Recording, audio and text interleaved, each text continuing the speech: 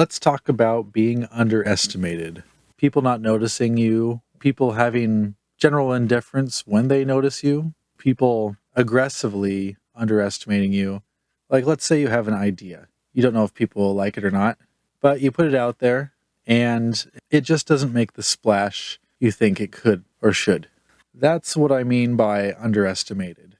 Now, the philosophy that I am proposing is to enjoy that, not knowing if your idea is going to go over well or not. Enjoy that not many people know about what you're doing, even if it's the best thing you think you've come up with. Enjoying that people don't see it the way you see it, and enjoying criticism.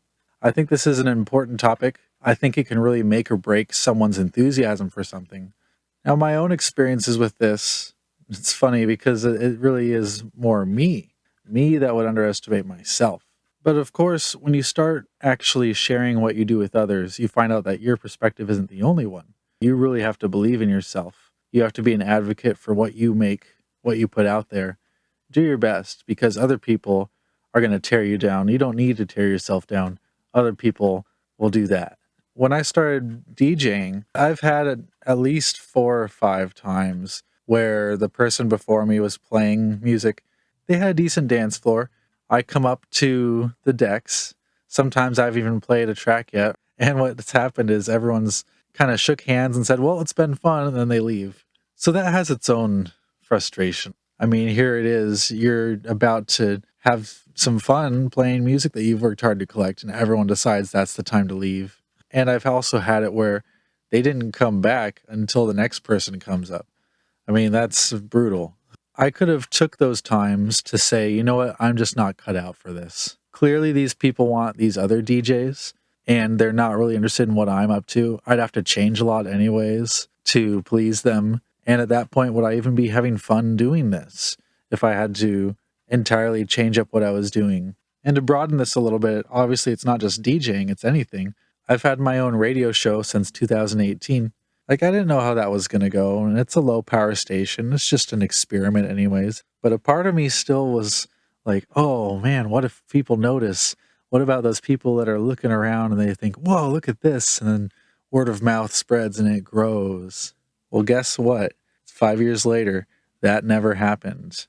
Now, for me, stuff like that and the stuff from DJing before, it did get me down a couple times. And I actually did step back because I was thinking, well, if nobody cares what I'm doing, and really the thing that motivates me is the reactions of other people, to just be having zero reactions, even bad ones, there's just no reactions. It just would make me question, what am I doing there? Am I wasting my time? So there were times when I stepped back, and then there were times that I came back. And sometimes I came back refreshed. Sometimes I came back with a better attitude, a better setup even. And I did have sparkling moments where I felt like I was doing something special, and I did get a little bit of that feedback that I wanted. But the thing is, it never would really push me over the edge. And so just to be clear, as I am right now, I consider myself low in popularity, but these days I really just do things that I enjoy.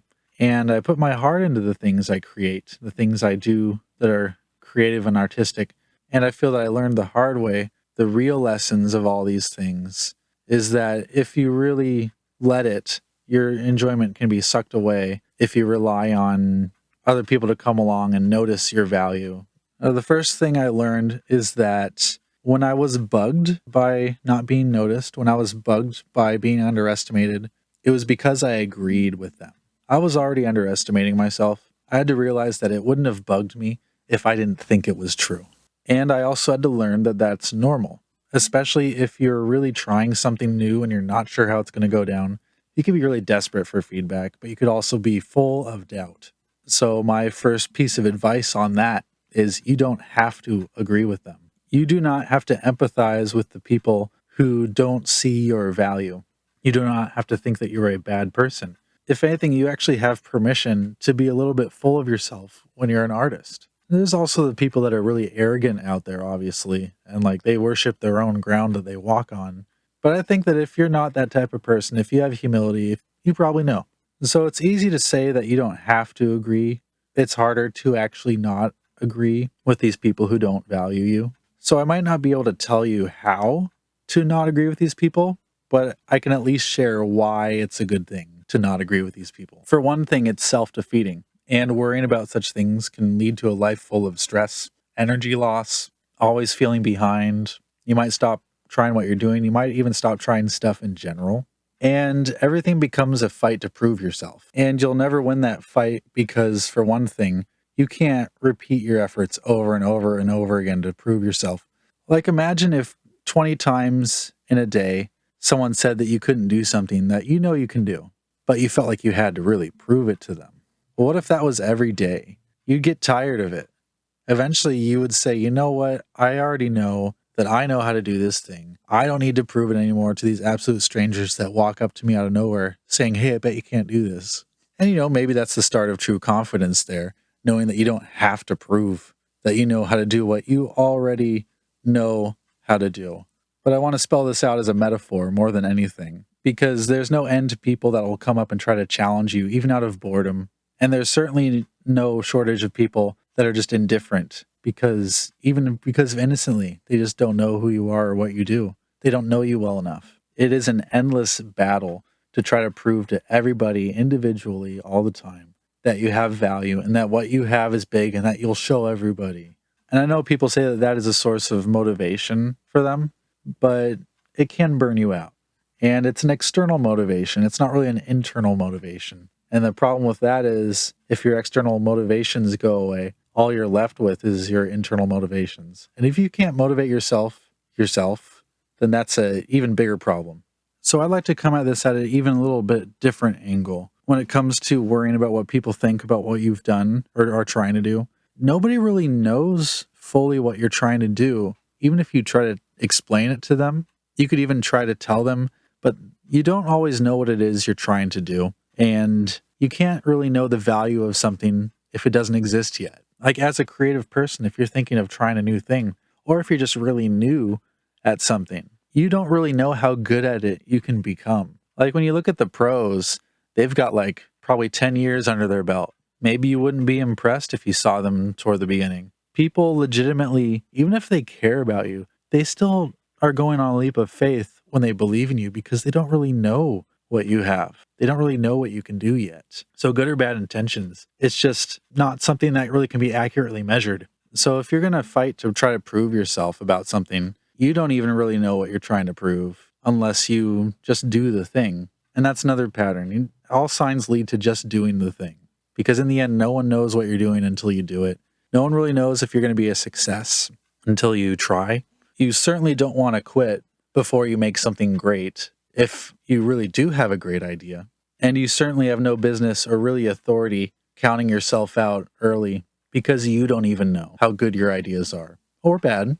But for the sake of this argument, I want to focus on the positive here. The other thing is, if you are even lucky enough to get any critics, if you're lucky enough to even find yourself with rivals, people who openly think that you can't do things and are not afraid to say it, first of all, you have to be pretty successful in order to even get to that point. So you get to give yourself a pat on the back, because most of the time it's just kind of quiet. But if you do get into the point where you find some serious opposition to what you're doing, people trying to shout it down or say, what are you even doing? For one thing, these people might be having a bad day. They could be having a bad life. But I think really what it helps to see this in a constructive way is they kind of are testing you a little. Like, they want to see if you're serious or not. And people like this do want to see if you're really in it for the reasons you say you are. Like, there's people that do things because they feel motivated, like they have an idea they believe in. And then there's the people that do things because they really want to please the people around them and they want to get that good feeling of acceptance. So when someone comes along and doesn't give them that feeling, who purposely withholds it, they want to see what they do. Does this person back down? Are they in this for the right reasons? Will they stop just because they didn't get a reaction that they wanted, showing that that's the only reason they're doing this is for a reaction? Or do they actually believe in their idea? Do they believe in their idea enough to make it happen regardless of what other people around them say? And if you get real rivals, and you want to know what's really going on, really what's going on, what they really are people who actually really understand you and actually have a deep respect of what you're doing. And they're proving that you're actually worth the time and worthy of the time to look into, to understand, and to try to make a stink over. So you could take the concept of someone criticizing you really being someone who is testing you, and then put that on steroids if you have someone who's dedicating a lot of effort toward it. These people really want to see if you're in it for the right reasons, and they are going to pick apart everything you do and shed light on everything that you might be trying to hide. If there's a flaw, they are going to try to find it. And that's already a hint of how I would advise going forward with people like this. These people wouldn't care as much as they do unless they really wanted to see if you were serious or not. And your biggest opponents can actually become your biggest supporters if you can win them over. And really, if you want to know how to win them over, it's treating them the same way you would with just regular criticism or just regularly being underestimated. You have to remember that no matter what happens, you have an idea. And if the idea is great and you feel like it deserves a chance, then it deserves your effort to try to make it possible. Really, no matter what anybody says is still the case, no matter how loud they say it. Because look, if you actually do have a good idea, people don't really know what they like until they see it. That's the real honesty. People don't know that they want or need something until they see it and they recognize it as something that they need or want. So you could tell someone that something is good and that they want it and that they need it. And they could be, no, absolutely not. In fact, how this is awful to even suggest. But then they see it for themselves. They can easily have a moment of like, wow, I was wrong. So you got to look at this like it's a bigger version of the test. It's just the test. Every good idea goes through the test. Every idea goes through the test. And again, if you can win over your biggest critics, they become your biggest supporters. They're the ones who have the most understanding of what you're doing. And on some level, they know how difficult it is to be you. They know that they're making your life as hard as possible. And at that point, the only thing that they will respect is that if you go forward anyway. Now, I do have some advice for if you're in this situation where you happen to have a lot of pushback against your ideas that makes it so that you still stay in the driver's seat, because that is very fundamentally important. There is a big difference between being criticized, feeling like they are wrong or what they're saying, and then doing something in response to that and receiving a criticism, neutralizing some of the emotion. Look at things more logically and then check in with yourself and then ask yourself, where do I want to go from here? That is a big difference. And if you want to see how big of a difference it is, look in the media, look in the tabloids, look at the big celebrities, and look at big YouTubers. You'll notice the ones who care a little too much about what other people say. Or maybe you have a YouTuber that you've been following, they got a little bit big, and then you notice that they change. They change because they start to feel more confident. They start to chase the numbers. They don't do the things they used to do. And a lot of the old subscribers will sometimes leave just because they see, oh, this person just wanted the reactions. They didn't actually believe in the idea that they set out with in the beginning. And like I said, this is why staying in the control, staying in the driver's seat is so important. Sometimes people will criticize you to make you steer in a direction that they want you to go in. They will try to hijack your stuff and make you do things you wouldn't want to do, make you even become someone you wouldn't want to be if you were truly just being yourself, doing what you originally intended. And so I'll just want to conclude. If you can manage this, if you can manage to at least accept that you're going to be underestimated, but perhaps even enjoy it. And the benefits, of course, if you can learn to enjoy being underestimated, is you have nothing to prove to anyone. You can avoid unnecessary stress. You won't be seen as a try-hard. You won't get distracted or manipulated. Don't have to waste time and energy. You don't have to tacitly agree with others that you suck. You don't have to be changed into someone you don't want to be. You don't have to do things that you don't want to do. You can maintain peace of mind. You can learn from your rivals. You actually grow stronger, not weaker. And eventually you will succeed at something. You will be a true pioneer. You will surprise everyone. You'll receive recognition. Your biggest rivals will become your biggest supporters. And you didn't have to compromise yourself. And one final thing I'd just like to point out is that it's okay to enjoy being small.